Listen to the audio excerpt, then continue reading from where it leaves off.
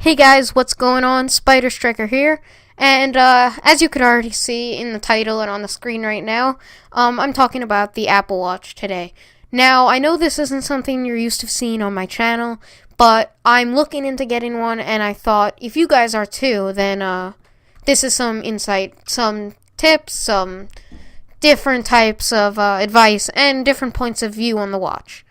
Now, as I talk, you're going to see one of the trailers in the background. It might link up with what I'm saying, it might not, it doesn't really matter. So the first thing is, a lot of people have been asking me, is it useful? Now, it depends which standpoint you're looking at it from. For me, I think it's going to be useful in my standpoint because I get a lot of notifications. Notifications are a big thing on this product. It links to your phone. So you have to have your phone in your pocket for use of anything that would base off of your phone. So if you want it to be useful, it depends what you're looking at. I'm going to be using it for mostly notification viewing, and there's also some apps. There's over 3,000 apps on the Apple Watch App Store so far, and I'm going to talk about that later. So I just thought I would touch on that. The next thing that I was going to talk about was the digital crown. Now, you can see it on the screen right now. They are using it to adjust the time and stuff. You could see it spinning. And Apple is saying the use of the digital crown is so you don't have to block the screen with your fingers. Now, that was a great idea, and I'm sure this is really going to help with blocking the screen. Because if you're like reading an email and you're scrolling through it, you can't see it. So you use the digital crown to scroll through. But there's another reason I think they might have put the digital crown in there, and it's not just for blocking the screen. I tried the Apple Watch in the Apple Store, and it was very fluid. Like, I preferred it over scrolling with my finger. So it's a luxury. So the next thing is called Force Touch. Now, Apple created a new technology where the screen can make up the difference between a touch and a press.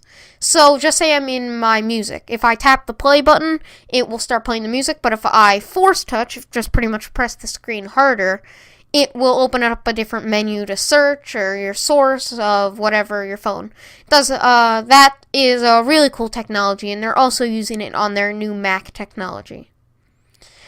So the next thing is phone and texting. The way the phone works on the watch is it links to your phone. You could take calls on the watch, which I think is helpful, and it has a microphone and a speaker built in. A lot of people are thinking like they're going to have the watch up to their ear, but that's really not the case. It has a very powerful speaker and a great microphone, so you could be just sitting and it will pick up the sound from your wrist. It doesn't have to be up to your mouth or anything. So that's something good. You can end calls, mute calls, and take calls on the watch. Okay, so now texting. You cannot type on the watch because that would be completely ridiculous, but you can do a few different things. Apple created sending a voice message in iOS 7, I think it was, iOS 8 maybe, and you just hold the button, and you could talk, and then you could send your voice. You could do that, or you could dictate a message, and you could send the text that you dictated. And the last thing that you could send to someone is these new emojis, which you will see in a few minutes. Though they are pretty much, there's 3 different emojis. There's a face, there's hearts, and there's hands. They're kind of creepy. You could animate them any way you want. And I think they'll be like a cool thing to start out with. But I don't think they're going to be very helpful, like, in the long run. Apple's saying that they can express feelings without actually texting, but I don't think that's going to be the case. So the next thing I'm going to talk about is called digital touch. You saw it a few minutes ago. If you didn't, then I will explain it now. You could, if someone else has an Apple Watch, you could tap on your watch, and that it will pop up in somewhat real time on their watch. And what it is, you could do 3 different things in digital touch. You can tap, you can draw, and you could send your heartbeat.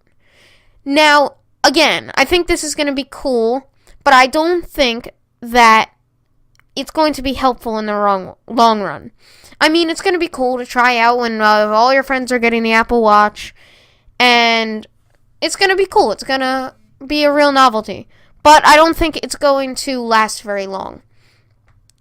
So the next thing I'm going to talk about is third-party apps. There's already over 3,000 third-party apps on the Apple Watch App Store, which you can access through your Apple Watch app, which was automatically installed in iOS 8.2.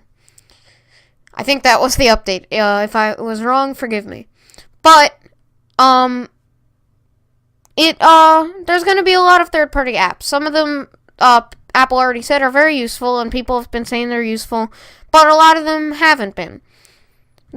Sometimes they're really stupid. Like Apple, a fart app company tried to submit a fart app to Apple, and they completely denied it because they said that it's a luxury and it's professional, and they don't want fart apps on a watch. So that's something Apple has been facing.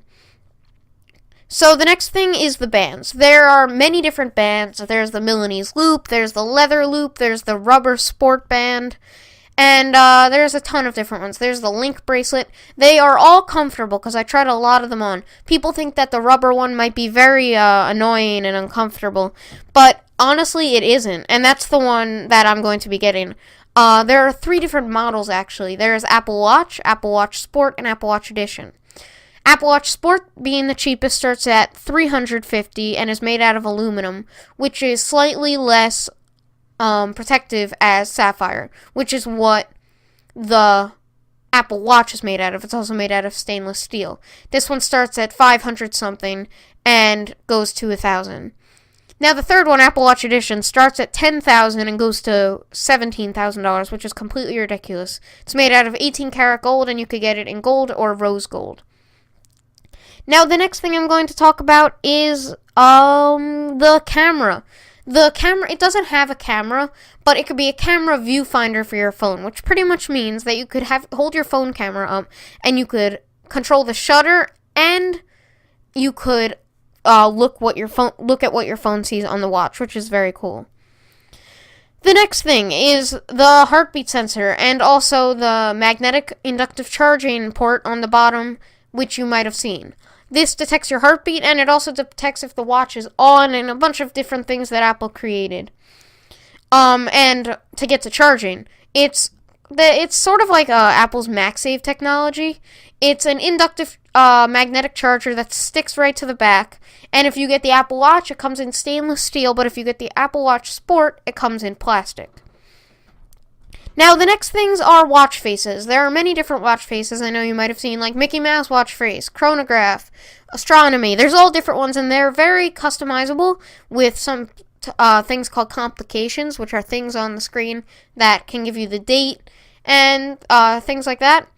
And they are customizable, but I do think that Apple needs to start letting third-party apps customize watch faces.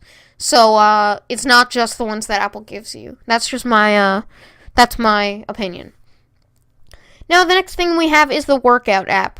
The workout app is actually very interesting because it does so much, but there's a lot of things that it can't do either.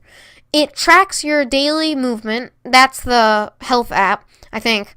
And it tracks your daily movement in exercising, movement, and standing. It does remind you to stand, which can get annoying. But you want to fill up your circles each day, which are in one of the apps. Then you have the workout app, and it's very good at tracking cardio using the heartbeat sensor and all things like that. But it can't detect things like push-ups and other exercises in that type of area, like lifting weights. It can't detect stuff like that, which is bad. If you're, it all depends on how you exercise. If you're a cardio freak and you love cardio, then this is gonna be good for you. So the next thing we have are glances. You could pull up from the bottom of the screen on the watch face, and you have a bunch of different cards that have different things that you could automatically customize on the phone. Interesting. I think they're going to be helpful, but who knows? Everyone's different. The last thing I'm going to be talking about today is, what is it? Oh my god, I can't even find it in my long list. The last thing I'm going to be talking about is the bands. I know I already talked about the bands, but removing the bands is very easy. All you have to do is hit the little button on the back, slide out the band, and you're done. That's pretty much it. So, if you enjoyed this video, make sure to leave a like down below and subscribe if you're new to my channel for daily Minecraft videos and stuff like that. When I receive my Apple Watch, I am going to be doing a full review, so stay tuned for that. See you guys next time.